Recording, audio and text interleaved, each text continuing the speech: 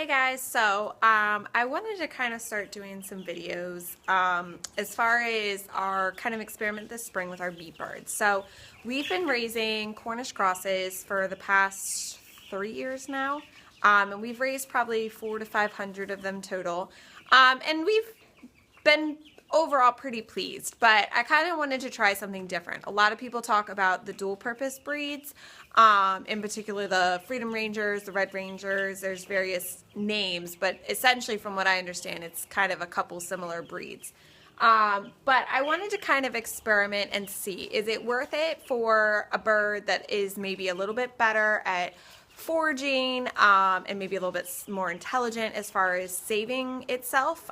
We had a big issue with the fox last year where the fox was coming and digging or pulling the wire right off of our chicken tractor and swiping birds that were sitting on the edge. But the thing is that they were all just sitting along the edge, and you could tell that they weren't moving away from it, even though the fox was literally swiping their friends right out from under them.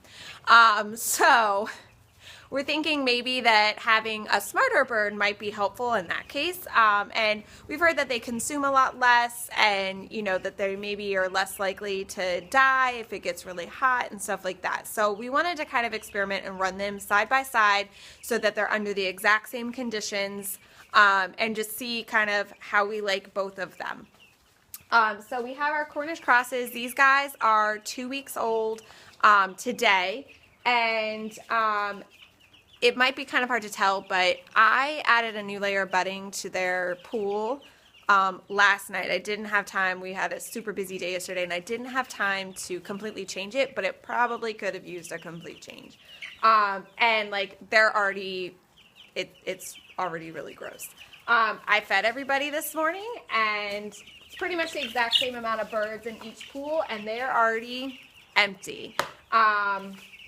So it's been about 6 hours since they've been fed, and they're already empty. Their waters are getting close to empty as well. I definitely have found the Cornish crosses can really consume a lot of water. But they also poop a ton. So I kind of question sometimes how much of all that feed that they're converting, are they converting into actual, muscle and everything like that, versus how much are they just pooping right out because they're just like little machines. So we've lost 3 of these birds, and we've lost 2 of the Red Rangers. So I don't really see any difference as far as chick loss. That's pretty average on both ends. And all the ones that we lost, we were kind of suspicious that we were going to lose them anyways. They just didn't look as good as the other ones. So then these are the Red Rangers. Personally, I think they're really pretty. Their feathers are coming in, and it looks so nice. They have not had any new bedding for almost 48 hours now, and it needs to be cleaned, but it's not awful. So I would kind of say that's a good sign that they're definitely less messy.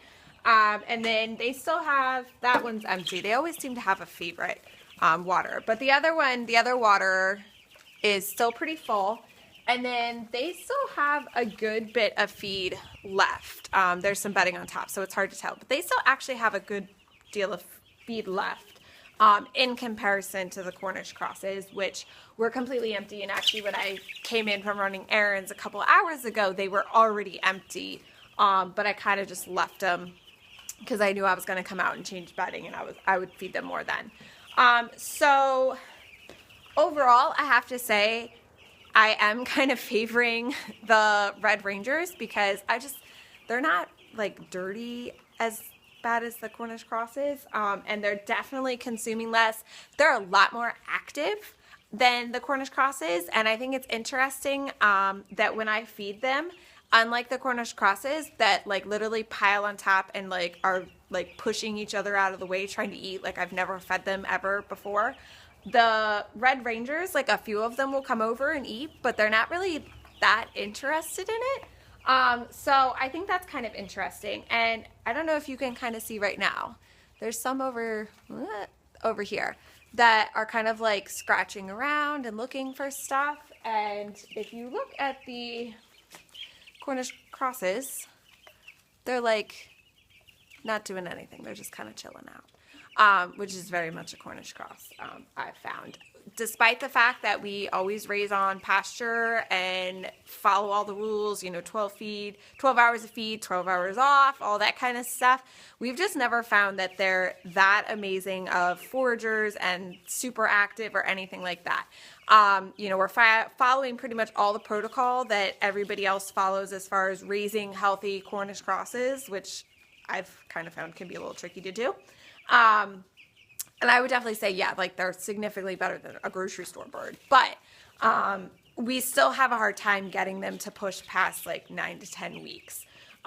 So I honestly am very interested in the Red Rangers just because I would also like to be a little more self-sustainable as far as our meat birds and not be stuck always buying chicks. I really like the idea that we could potentially grow some out and be incubating and hatching out our own birds. So we'll kind of have to see, is the extra time that we're waiting worth the, kind of longevity of the birds, or is it just easier to, deal with the Cornish crosses for the 8 weeks and be done with it? So I'll try to keep you guys updated. If you have any questions or comments or tips for me, I will always take them because honestly, this whole thing has been a complete experiment since we started doing it. And we're learning something new every single time. So I will always take any information that anybody has and feel free to ask questions because honestly, we learned everything we've learned by asking questions from people who were kind enough to take the time to share information with us. So I'm always happy to answer questions if you have them.